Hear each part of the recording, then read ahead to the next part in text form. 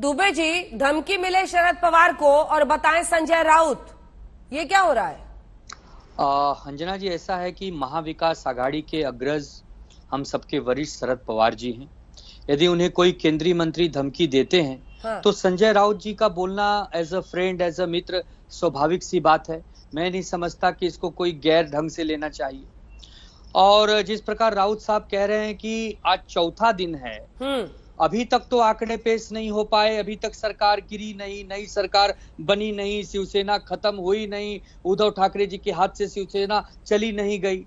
तो ये सब चीजें भी देश की जनता और राज्य की जनता को समझना चाहिए कि जिस प्रकार एक झूठ और जिस प्रकार एक फरेब का माहौल बनाया गया। आज कल एकनाथ शिंदे जी अपने साथियों को कह रहे थे वीडियो में कि एक महाशक्ति हमारे पीछे है, देश की बहुत बड़ी पार्टी। कौन है भाई वो पार्टी? कौन है वो महाशक्ति?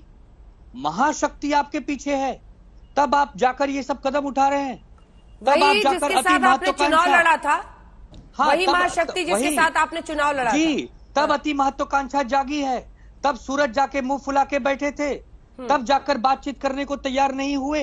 जब आदरणीय मुख्यमंत्री जी कह रहे हैं कि आइए और मुख्यमंत्री का पद भी देता हुआ इस्तीफा रेडी है, तब भी आने को तैयार नहीं, क्योंकि एक महाशक्ति काम कर रही है इसके पीछे। ये तो कमाल की, हैरानी की बात है।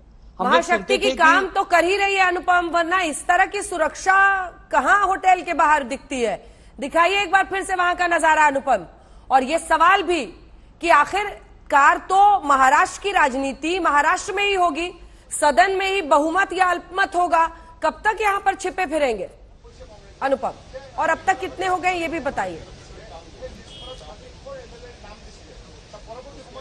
जी अंजना, बिल्कुल मैं ठीक होटल के बाहर खड़ा हूं। जो गेट है, मुख्य द्वार है, पूरी तरह से बंद रखा गया है और भीतर में काफी सुरक्षा व्यवस्था का इंतजाम है। ऐसी सुरक्षा व्यवस्था की अभी अभी संजय भोसले जो सतारा के उप प्रधान हैं, वो होटल के बाहर आए थे तो उनको पुलिस ने भीतर नहीं जाने दिया, डिटेन करके उनको ले गई। तो ये स्थिति इस वक्त होटल की है, सुरक्षा व्यवस्था की। और जहां तक आंकड़ों का, अंक गणित का संबंध है, अभी तक जो सूचना हमारे पास है कि 38 विधायक इस वक्त भीतर में एकनाथ शिंदे के साथ मौजूद हैं शिवसेना के। इसके अलावा 9 विधायक ऐसे हैं जो निर्दलीय हैं। तो ये संख्या लगातार 2 दिनों से हम जो देख रहे हैं बढ़ती जा रही है। और जो खबर ये भी है कि और 2 विधायक आज आ सकते हैं। तो ऐसे में ये संख्या 40 के पास पहुंच सकती है आज शाम तक। तो इस वक्त भीतर में एकनाथ शिंदे एक मीटिंग कर रहे हैं, अगली रणनीति तय कर रहे हैं। रणनीति सिर्फ यही कि किस तरह से यहां से मुंबई जाया जाए। और उनको लग रहा है कि असली चुनौती जो शुरू होगी मुंबई पहुंचने के बाद शुरू होगी। तो उस पर भी पूरी तरह से विचार विमर्श और चर्चा चल रही है कि मुंबई पहुंचने के बाद किस तरह से वहां पर अपनी कार्रवाई को अंजाम दिया जाए। तो इसमें जो भीतर से खबर आ रही है कि अभी और वक्त लग सकता है। अपने को पूरी तरह से सुनिश्चित करने के बाद ही जो लड़ाई वो शुरू की है उन्होंने, उसको जीत के अंजाम तक पहुंचाने की एक जो मकसद लेकर वो चल रहे हैं, उसको आश्वस्त करने के बाद ही वो यहां से हिलेंगे। ऐसी भी खबरें भीतर से आ रही हैं अंजना। बिल्कुल। अब आगे का रास्ता क्या होता है, किस तरह की रणनीति अपनाई जाती है, सबको इंतजार है। क्योंकि एकनाथ शिंदे को आखिरकार मिस्टर त्रिपाठी आना तो पड़ेगा महाराष्ट्र में।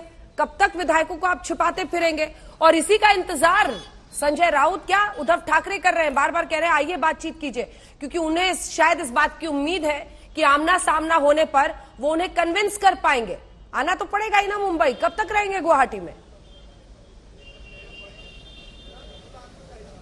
गवर्नर को अपनी लिस्ट दिए हैं, उसके बाद फ्लोर टेस्ट होगा मुंबई में। आना तो पड़ेगा और सरकार उद्धव ठाकरे जी की जरूर गिरेगी, क्योंकि जिस तरीके से उन्होंने ये पूरा खेल खेला है और औंधे मुंह गिरे हैं, उनको समझना चाहिए। जो बात आपने शुरू की थी, मैं वहीं से शुरुआत करना चाहूंगा अंजना जी, कि हर चीज में संजय राउत को आप आगे कर देते हैं और फिर मुंह की खाते हैं। आज शरद पवार जी को अगर धमकी मिलती है, देखिए संजय राउत जी जो बोलते हैं पूर्णतः झूठ होता है, फर्जी होता है। शरद पवार जी को अगर धमकी मिलती है किसी केंद्रीय मंत्री से, तो जयंत पाटिल जी क्यों नहीं आके बोलते हैं, अजीत पवार जी क्यों नहीं आके बोलते हैं, स्वयं शरद पवार जी क्यों आके बोलते हैं? ये बीच के बिचौले जो घूम रहे हैं, जो कभी शिवसेना के लिए करते हैं, कभी शरद पवार के एनसीपी के लिए करते हैं, ये खेल अभी चलेगा नहीं। कल भी मैंने ये बात बोली थी कि ये लोग तब तक बातें करते रहेंगे जब तक पूरी तरीके से गिर नहीं जाएंगे।